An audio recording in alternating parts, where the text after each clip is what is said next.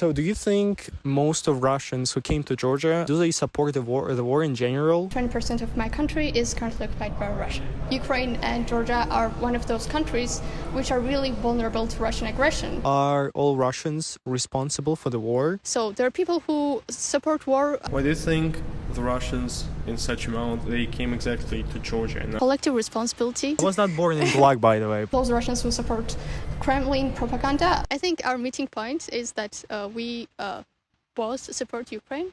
Hello everyone, my name is Zach, this is Lika. She's being interviewed today and she is a Georgian person from... were you born in Tbilisi? Yes, I was born and raised Wow, here. you're a capital girl, big city girl. Yeah. So yeah, today we're gonna discuss politics, Russia, Ukraine, and so many Russians since the start of the war came to Georgia. First wave was like in March, February, when the war started. That's when I came. The second wave recently, when Putin called mobilization, 21st of September. And you know, so many Russians came here. And I just really want to ask questions to a local Georgian person. How do you feel about it and everything? But before we start, yeah, tell please a little bit about yourself. I know you've been to the US as an exchange student, so it's really interesting to hear about this. And like, what do you study? How old are you? Sure. First of all, thank you for inviting me. It's an honor to be here. Welcome. My name is Lika. I'm from Russo-Georgia. I was born and raised here, as I mentioned. I'm 21 years old. I went to the US as an exchange student in the state of Wyoming. And currently I'm studying at Georgian University, International Relations as a major, and I'm generally interested in what's happening in the world. And currently really interested in how things play out. Wow, international relationships. So you're really into topics, so you should know a lot of it. We got a really knowledgeable Georgian person here. I'm just studying. Have you ever been to Russia, or maybe some of your friends? And what were your thoughts on Russia before the war? I have never been to Russia, so I don't have friends who live in Russia or who.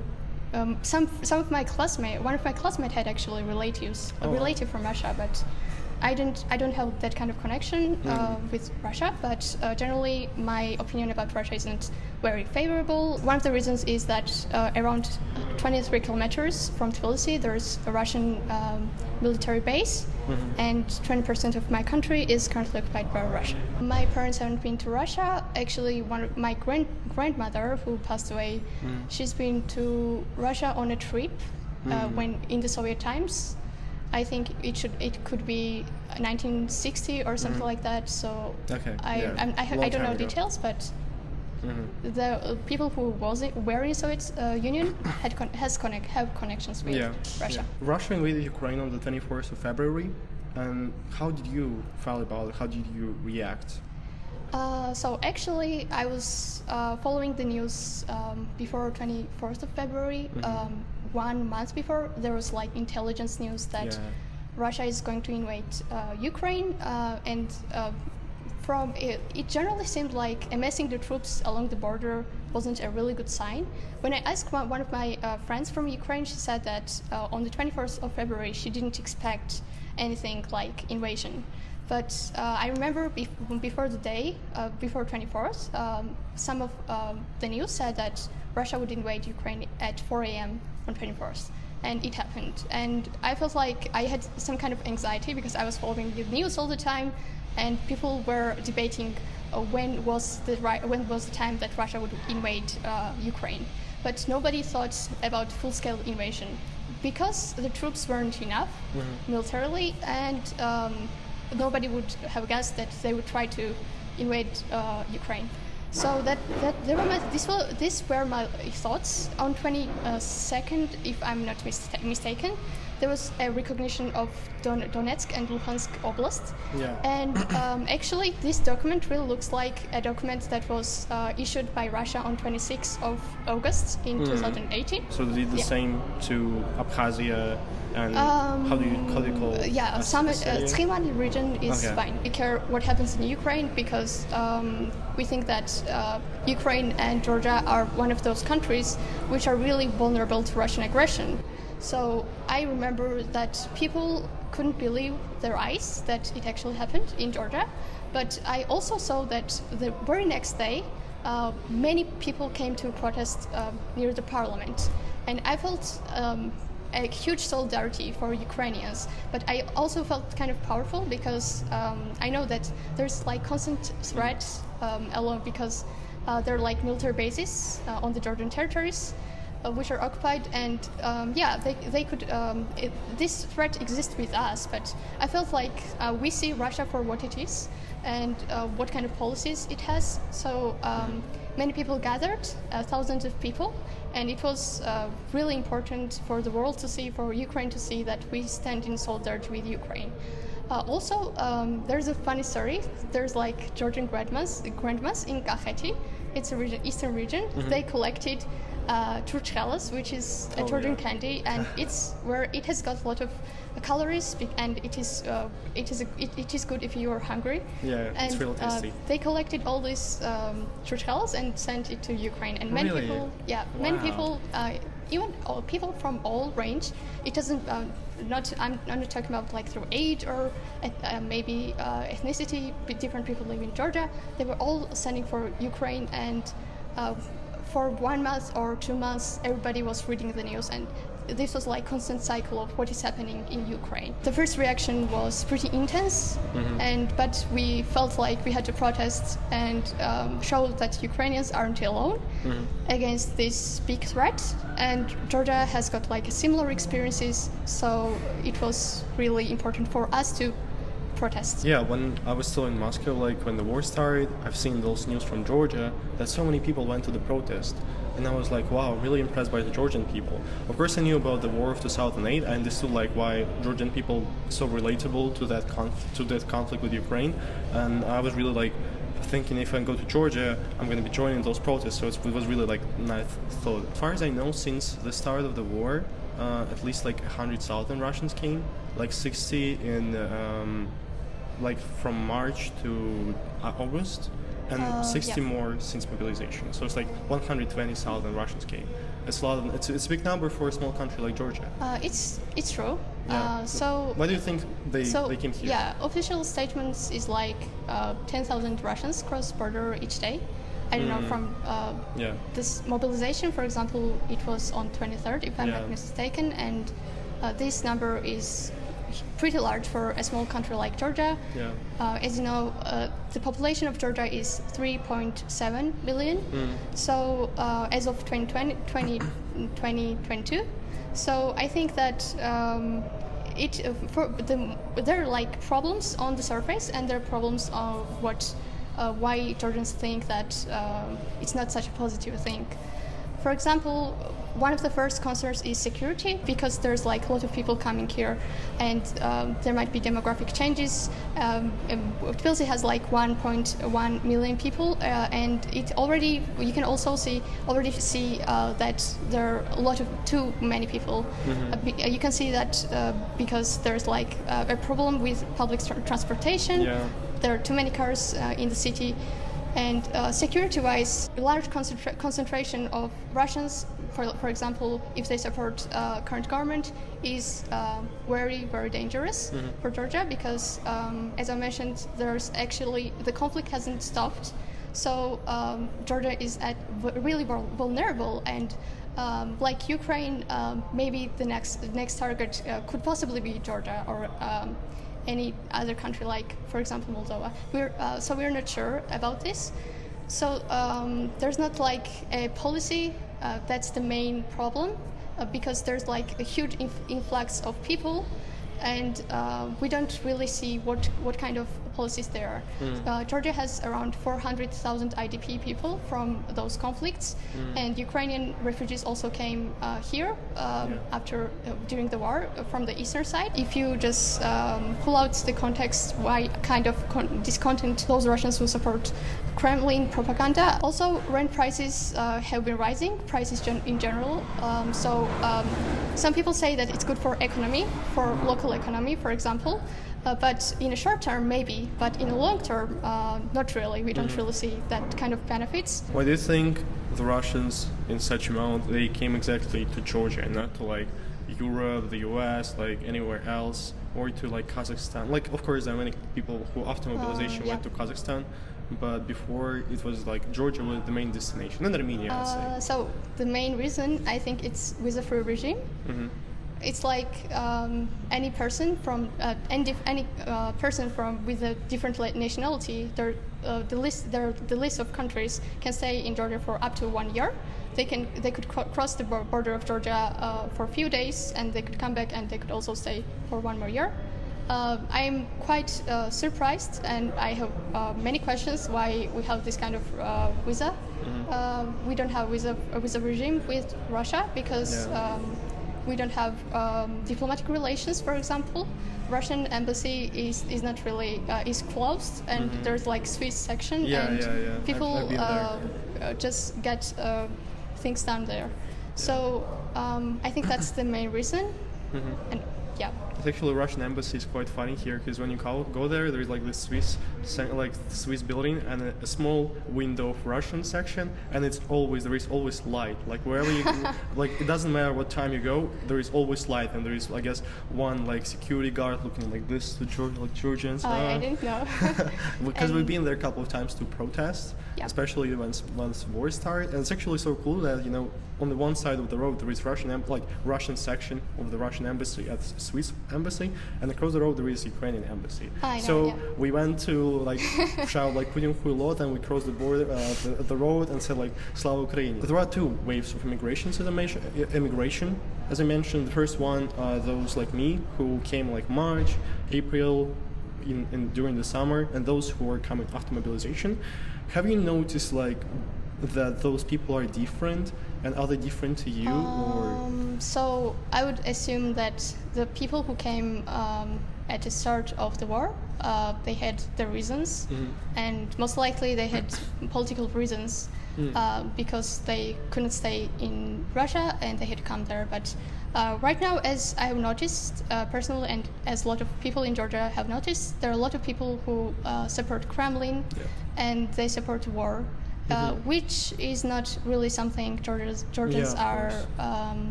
comfortable with, because there's this kind of problem because a lot of Russians who come here don't really know anything about what has happened between Russia and Georgia. Magically, we teleported to the botanical garden of Tbilisi. And I changed my hairstyle. Because it's been a while. How much has it been since the last interviews? A month, maybe. I think maybe even more. So do you think most of Russians who came to Georgia after the war, do they support the war in general? What's your opinion about this? My opinion is kind of different because until now I didn't have any contact with person from Russia. So I have to say first that I don't have anything against you. And and the reason for that is that I understand your position. And also the actions that you do is very important for me to see too. Thank you for that. Thank you for supporting Ukraine. I think our meeting point is that we both support Ukraine, and I think that's really important. But generally, when I look at the situation with a bigger kind of point of view and bigger picture, it's there are different kind of people all around Russia, and Russia is a big country. So there are people who support war. I don't know how much people support, how much people just say nothing, and how much people don't know about the situation because of the propaganda. There are people who do not support, people who have kind of apathy with all the situation, as I understood, but it's a problem, and we care about this issue a lot. One of my friends from Ukraine told me that 80% of Russians support this war.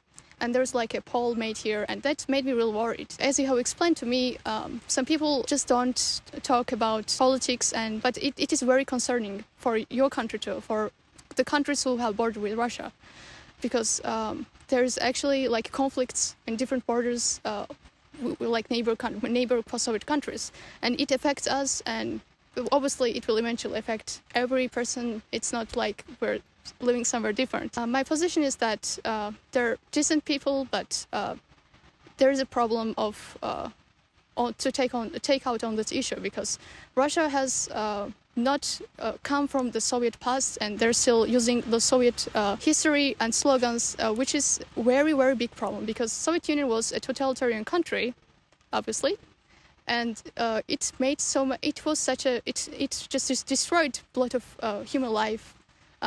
detach people to Siberia, and there are so many bad things bad things that happened, and so we have to rethink that. A lot of people should realize in Russia too that this is not okay, and their life also changed because eventually it will affect everybody. So what do you think? Are all Russians responsible for the war? I actually was thinking about it. It's a really, hard topic for me. And I was actually thinking, because, just Russians as a social group, let's say, is such a huge group. So there are so many Russians living outside of Russia. All Russians are responsible, or only those who were saying, yeah, let's conquer Kiev, or it doesn't matter. So what do you think about it as a Georgian? Oh, as a Georgian, because I'm from Georgia, right, there exists collective responsibility. It's also hard to talk about this for me too, because we also have a conflict with Russia, and this is not over for us. Things are going to escalate maybe in the future. Responsibility exists, but for me, when I see a person, I see what is their opinion about it, and is there any way they're doing something, or they're just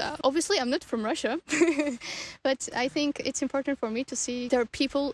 I don't know, maybe there are one or two people who actually think that this is wrong, and we're actually standing up in a way we can, and in a way we can contribute. So 20% of Georgia is occupied by Russia. There were many conflicts, especially one in 2008. Do you think that it really affected the way Georgians react to Russians at the moment, those conflicts, and what can tell us about those conflicts? Okay, so this is a big topic because we've got a lot of shared history with Russia. First of all, you should know that Georgia is like post-Soviet countries like Ukraine, Moldova, Azerbaijan, Armenia. 90s is such a dark period for post-Soviet countries generally, but in 1991, Georgia gained independence from the post-Soviet, but Soviet Union. There is a war of 1992-1993, where basically there was a conflict between different groups of that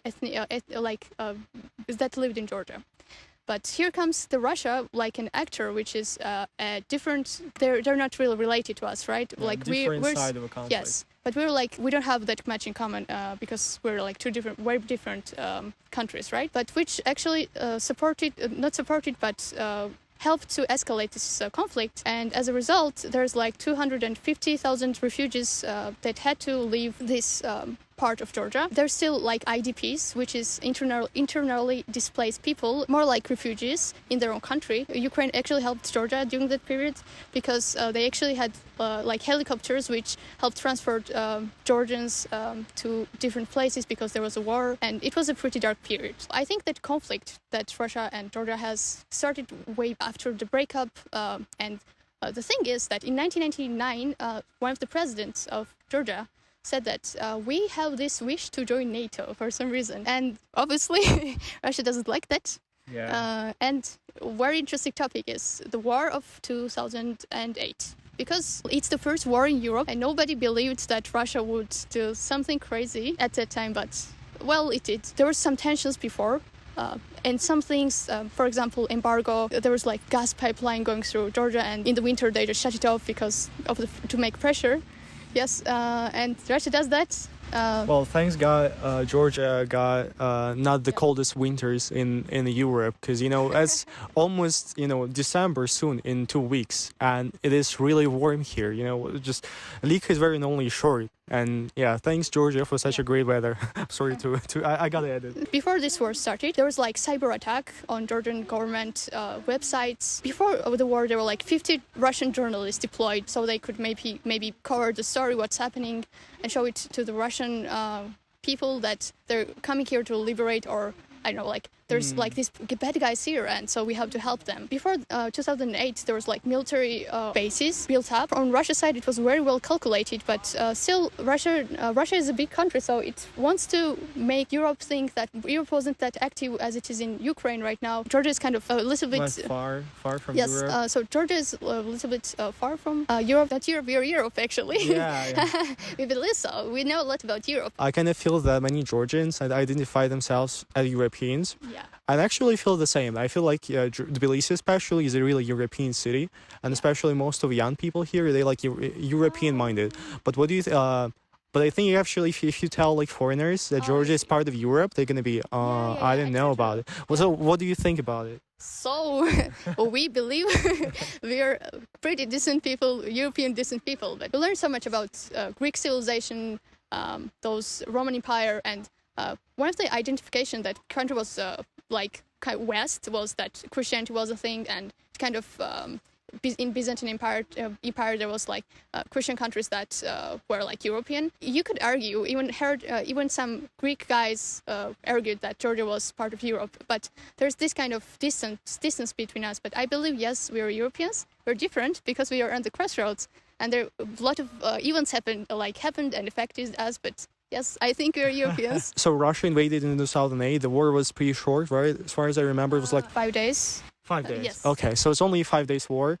And as far as I know, Russian tanks were staying 20 kilometers from Tbilisi. Yes, the war ended pretty quickly, and it was so important that some countries from Europe, US, also was trying to pressure Russia not to occupy like whole Georgia. Presidents of Poland, Estonia, Lithuania, I hope I don't miss any other country, came here when there was like the threat of Ukraine, of course, my bad. Ukraine, of course, came here just to support, and there was like, this wasn't ended. A lot of people gathered near the parliament. They just stood there, and it was so important for Georgia because of the support. And US, of course, has had like a huge part in that. Right now, we're not whole countries occupied, but I think that those countries, Poland, Ukraine, Lithuania, Estonia, understand what's like to have a neighbor and which is still in the Soviet past.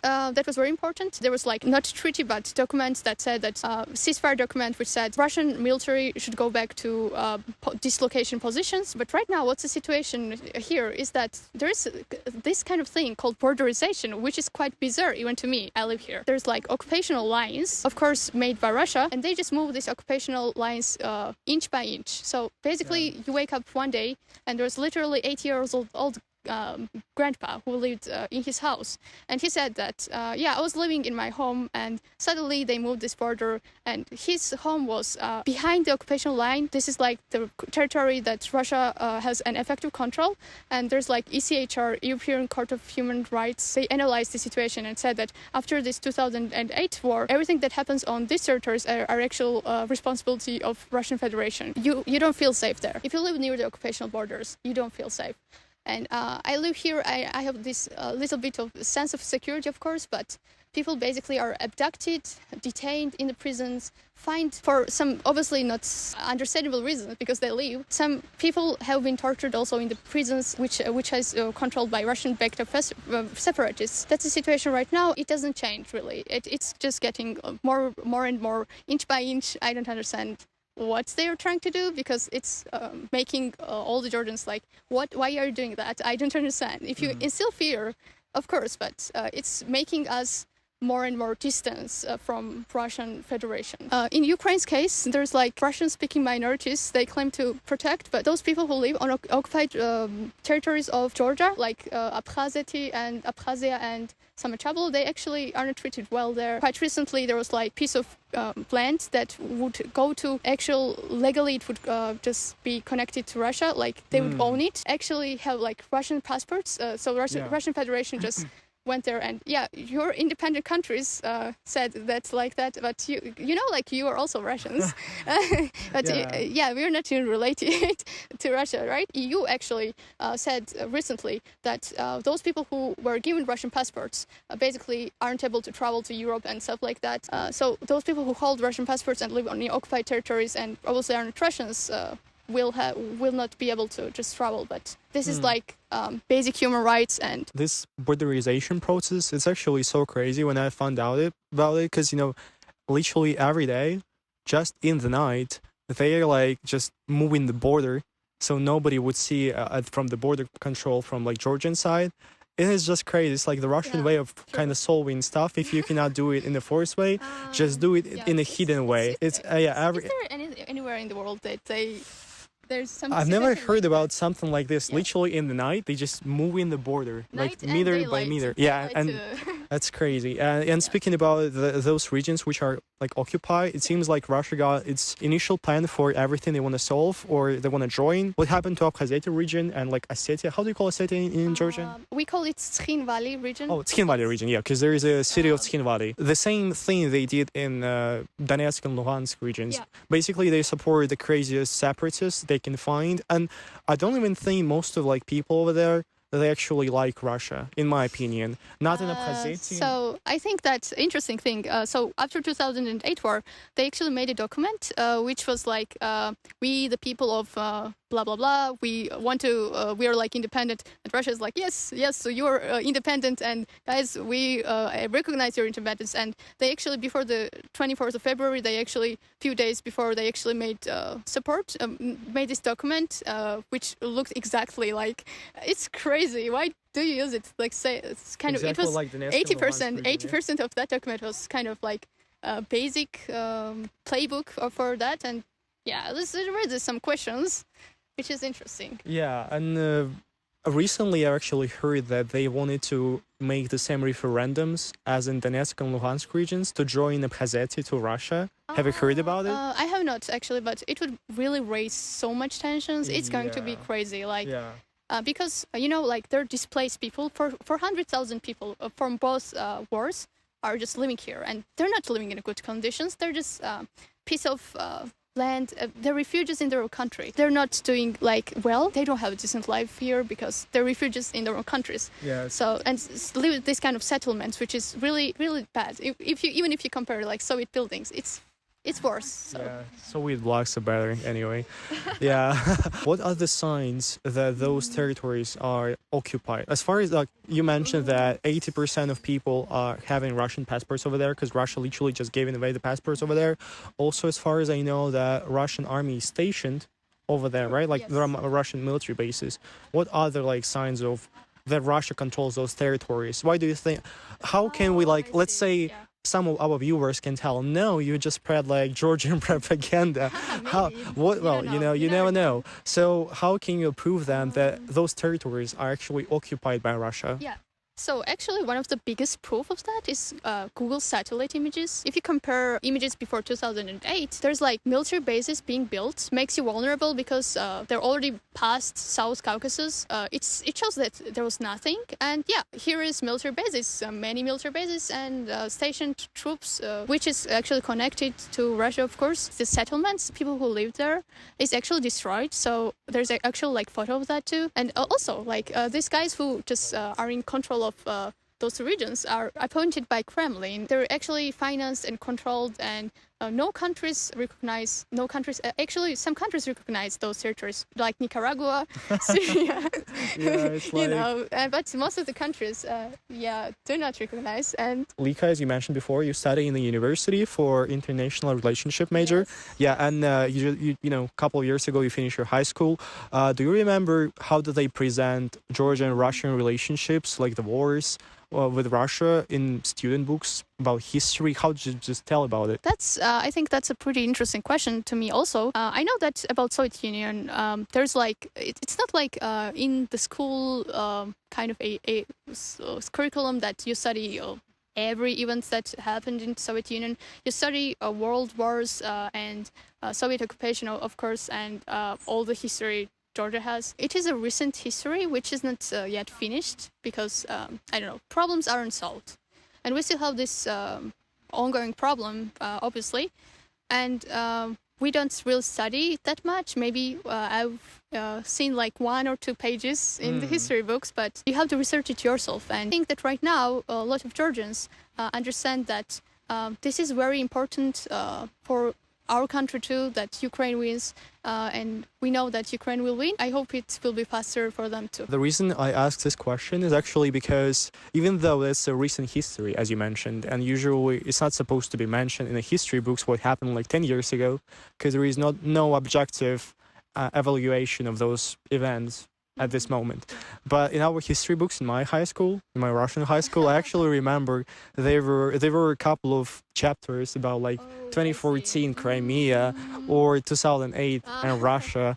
And recently I've seen the news on basically in the end of high school, you pass your state exam like American SAT, let's say, and there were questions about the special military operation. way. Yeah, and there were questions. Why did Russia start the military special operation Or in Ukraine? in Ukraine recently? Oh my And gosh, this like is this crazy. is crazy. When I was passing my state exam, it was a social study subject, and there was literally a question. Before that, in 2018, in Russia, there was a football championship, and in the end of it, World Cup of FIFA, and in the end of it, Putin was like, okay, while people are happy because of the football, let's make a huge pension reform. And they raised up the age of pension for 5 years for male and females. I got the question on my state exam. Why do we need to have this pension reform? And of course, if you answer what you think, you got zero. You got literally zero. Like This is so bizarre for me. yeah, I know. So I just wanted to ask if that's how maybe you got some propaganda in schools about it. So that's why. But you don't really have it. So while I stay in Georgia, I've talked to many Georgians, mostly the elder one, because they know Russian language, and not everyone knows English perfectly. So mostly it's conversation with elder Georgians who knows Russian, and I've kind of noticed that some of them are really nostalgic for the USSR, and I've seen some of them are even nostalgic for Stalin, because Stalin was Georgian, by the way, that's a fact. So why do you think they are nostalgic for the USSR? Maybe you can tell about your relatives, your experience with those people. Just what do you think about it? That's a nice question. So basically, there's this kind of people who maybe like people who lived in Soviet Union, and they say like, oh, life was better in Soviet Union. But obviously, if you don't get repressed, or if you didn't go in Siberia to relocate, if they didn't make you relocate. I was actually born in Siberia. Was I relocated? I mean, the Far East. It's like Siberia. I see. Yes. But like, this is like the worst punishment. You get like notified that you are actually go there working gulags or. I mean, it's funny right now, Yeah, but I was not born in Gulag, by the way. But yeah. Anyway. that's too funny. I'm glad you mentioned that. Thank you. Maybe if I was born like 3 years ago, the Yeah. chances would be high. But thank God the Soviet Union collapsed. Thanks God. Yeah. So, like, executed because you got like different opinion, and many Georgians were actually kind of idealizing the U.S. U.S. was kind of like a free country which has. And wearing jeans wasn't allowed in the USSR. And I think that this is a thing for some... Genes collapsed USSR. Right, American, American influence. Why do you think all Georgians, they are nostalgic for the USSR? So if you will look at history, we went from Russian Empire to Soviet Union. Like, for Georgia, there was like 3 years of independence before it got invaded by Soviet troops. So they would install their government. But I think that those people were taught this way, that things were bad in like centuries before. It was, for human life was really hard. Like, we got these world wars and everything, and it was pretty dark ages, I would say. These people were actually told that socialism is good, West is bad. Stalin is a thing in Georgia, because he was born in Georgia, but I think, personally think that he was really bad guy. Like, I mean, obviously, probably like Hitler. If not the same, level, but think, not the same. But actually, it's a felony right now to compare Hitler to Stalin.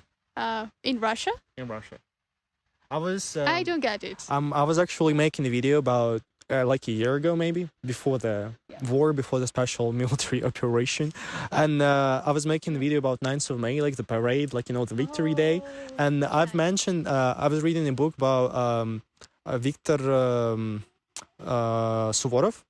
He's a historian who is actually against the Russian government, kind of like a oppositioner. He was comparing the Stalin to Hitler, and I just kind of advised my viewers to read this book. And after that, in a couple of months, Russian government released a law that prohibits to compare Stalin to Hitler, and to say that maybe the USSR also wanted to start a war, because in my opinion, there were some signs that kind of show that the USSR was not planning, a happy, peaceful life with other countries, preparing for a big war. Yeah, and basically the main idea of the communism was like, communism is not possible to create in one country. You need the whole world to be communist. So communism would help. Yeah. That's such a good point. Yeah, so I kind of mentioned that, but actually I had to hide the video because I was still in Russia, because I was scared that they can put me in prison for this.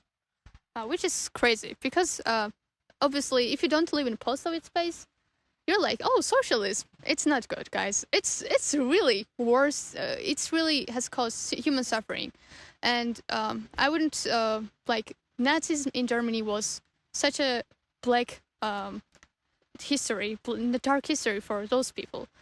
But for us, we still have a case with Russia, which says that Soviet Union was great. It wasn't, of course.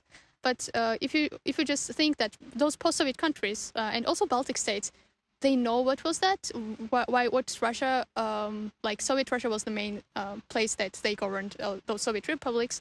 So they exactly know, and we exactly know what was Soviet Union. But for some reason, they're using this history just to twist facts and just to use it for their new propaganda. Stalin is very loved by some old people, but it's like a minority, obviously, because he's portrayed like he did some great projects, there was like 5-year plan, and he actually made a decent life for ordinary citizens, poor people. But it's not like that. He was pretty evil guy. It's more like our older generation which idealize. We should analyze this history so we don't go back circles. All the time I hear this take when people say like, oh yeah, Stalin was bad, but he did such a great things for the people. People started to live better.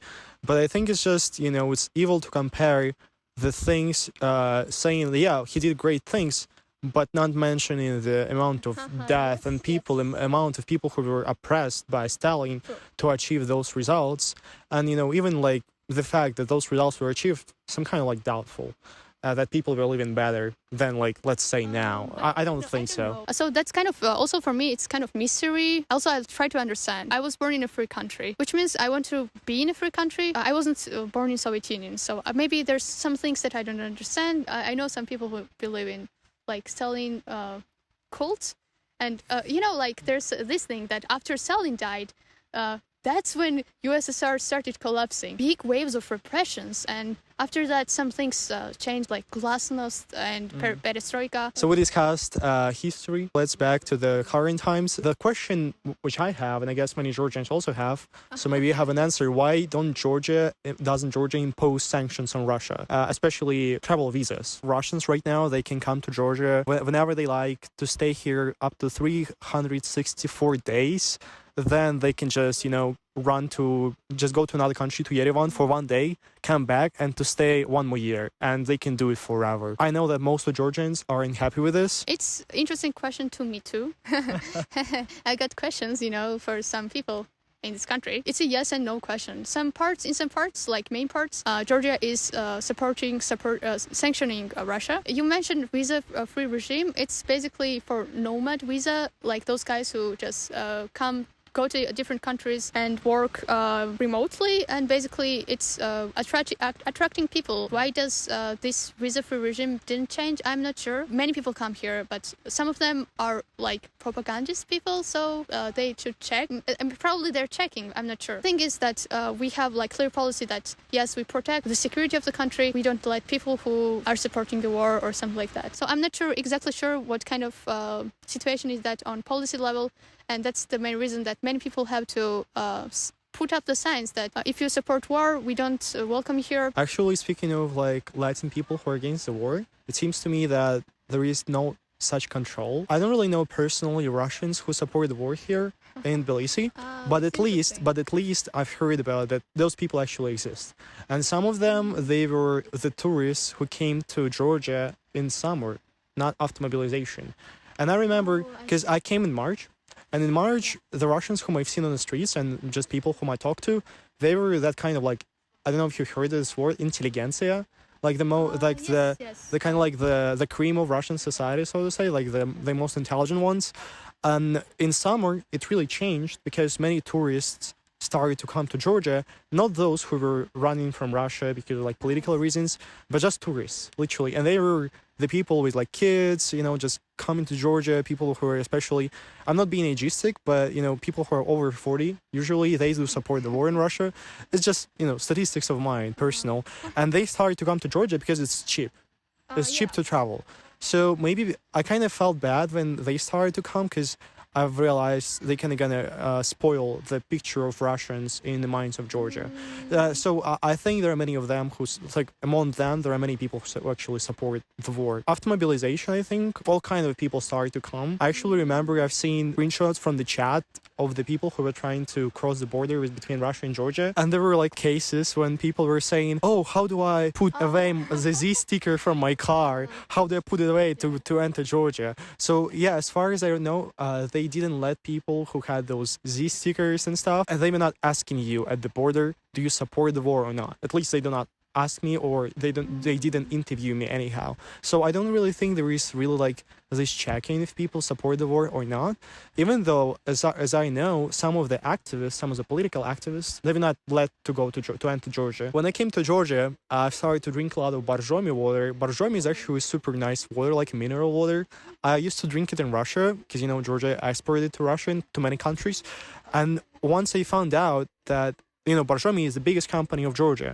And once I found out that this company is actually owned by a Russian oligarch, Mikhail Friedman, and his company Alpha Group, I was actually shocked. And then I started to go to the grocery stores, and I've seen so many Russian products over there. And it was crazy to me to imagine that. And also, as far as I remember, like there is a company like Tbilisi Energy or Telemco, and they also like... Wait, how do you say the name? Telemco or... Telmico. Telmico, yeah. So It's a foreign name, like in English you say it differently, in Georgian probably. Yeah. So as far as I know, they also like owned by Russian oligarchs. So it kind of seems to me that the Russian influence is big. What do you think is Russian like business influence is big in Georgia? Obviously, we can't change like where we live. Yeah, it's a really hard place to live. It's in South Caucasus. Actually, it's a very important place because it's like the crossroads between Europe and Asia, and connect. It's like connections. And Georgia, strategically, it's a very important place. Countries like Japan, for example, China, import its goods to the EU and back. I was also surprised by borjomi thing, but this Russian influence exists, and you can change where you live, like geographic location, obviously. So that makes there's some kind of ties. As you know, like Russia and Georgia doesn't have diplomatic relations after 2008. There's still economic relations, I would guess, but it's not wise to invest like for Georgia to just help many businessmen who are from Russia because they know how to manipulate. For example, even like Nord Stream was a big thing for Europe and Russia. So there's like this important point. So we got like serious trust issues with Russian Federation, I think. Yeah, I also wanted to ask one more time about groceries. Do you personally, when you go to the store, if you see there is like a Russian product and some analog which was made in Georgia, do you usually kind of try to avoid Russian products, or you do not really care? So that was actually, it is a thing. Yes, it is a thing. So after the war in Ukraine started, I personally feel very responsible because I live in this country, which has got many problems, and some parts are caused by Russian Federation. Not everything is caused by that, but if I had more financial stability, I would prefer to pay more for the products of the EU. I think that some part of products are obviously from Russia. There's like actually a scanner which depicts which country this is imported from. But really? Yeah, obviously it's not doing much scanning those products. But that my attitude is like that. You can obviously do that with everything. Try to buy for something from Ukraine, maybe, and it's not really supporting, but it's still something. Yeah, for me, it's kind of like a big problem when I go to the grocery store because there are so many things from Russia, and I understand that if you buy it, relatively, you pay taxes to Russian government. So basically, it goes mostly to the war. So that's why I'm trying to avoid Russian products here in grocery store. Actually, it was a big problem, kind of like moral problem when I was buying groceries for the refugees. There is a Tbilisi Volunteers refugee center, and it's like a food bank. So I was buying groceries for them. And at some point, there is just no analogs. That's like a problem for me too. So I feel that. Yeah. So it's a really big problem here, I think. And it feels to me that, there is a really big influence by Russian oligarchs who just don't want to lose market to sell their products. So, yeah, that's a big problem for me. Yeah, and the last question I wanted to ask about the propaganda, Russian propaganda in Georgia. I actually recently found out that Russian channels are not banned in Georgia. and it was crazy to imagine for me. So either is Russian propaganda, how it is, if there is any, how it is presented by who are doing that, and who fall for Russian propaganda. It's such a big topic. Let's start off. I would like to just go back a little bit, like to 2019, because basically that was the point I realized that I obviously knew that my country was kind of having a lot of problems with occupation, but then I realized that this is such a thing that freedom is not free. So if you want to live in a decent country, you have like democratic institutions strong. You protect rights of everyone. Doesn't matter it's minority, majority. You just protect the rights, and freedom of expression is also important. There's this guy actually whose name is Sergei Gavrilov, and he came to Georgia, and which is bizarre how he came. He just came to Georgia on some Orthodox summit or something, which obviously like it was in parliament, and he sat on the chair of like a speaker who's the main person who speaks in the parliament, and he started speaking Russian, and it was maybe related to some religious stuff, or I don't know, like politics and religion should be secular, of course, but this created so much tensions because they just move border and they want to enlist fear, but obviously we didn't feel okay with that. I don't feel okay. I was like, I couldn't believe my eyes that this guy just sat in the chair of parliament, and this is not okay. This is not okay. Our country wants to just live normal life, but we don't want those people who support like annexation of different parts of neighbors and us too. The recent years, I think it was during pandemic, this 2020. There's this guy, Bosnier, who came, Vladimir Pozner, who came from Russia to celebrate his birthday in Georgia during pandemic, guys. That's crazy. And there's like, COVID restrictions, and you can go out after 8 p.m. That's this guy, because it's a Georgian restaurant, and I come here every once in a while. And he, the thing is that he doesn't support territorial integrity of Georgia, and he just came here with 30 guests from Russia, or like he celebrates his birthday. I was like shocked. Why do they come? Like, what do they expect? I don't know. But he actually had to go back like the very next day, because people were like, we're not staying at homes, and seeing that some people who support like annexation and occupation just come here and sitting and chilling. But recently, 2022, there actually came one of the politicians or opposition, politician called Ksenia Sobchak, who is actually, so I don't know, doesn't state that she's like pro-Kremlin, but I think she is, we think she is. So she came, and there was this one incident with Deda in a bar. Basically, this is a bar which had this kind of notice that if you do support war in Ukraine, and you support annexation of those territories which Georgia has, you're not welcome here. And it's kind of like, is this like some kind of visa regime that they have? And is this like, these guys are Russophobic or something? But it was really interesting that she just asked questions, and there was like cyber attack on those bars that they should just close down. And there was some comments about war 2008. So obviously, probably those people who are like supporters of war are just come here and are really surprised. What's happening here? This is like the events that has shaped Georgian opinion on and trust issues, some kind of real high trust issues because of that. Going back to the propaganda, I think there actually is propaganda currently in Ukraine. They're saying that Ukraine could avoid this war, and Ukraine doesn't sit on the peace talk tables, and that's because Ukraine didn't just give up or give in to Russia's demands, which was like capitulation or something like that. I think that Ukraine didn't have a choice. It was very well planned and very well just calculated how things would turn out.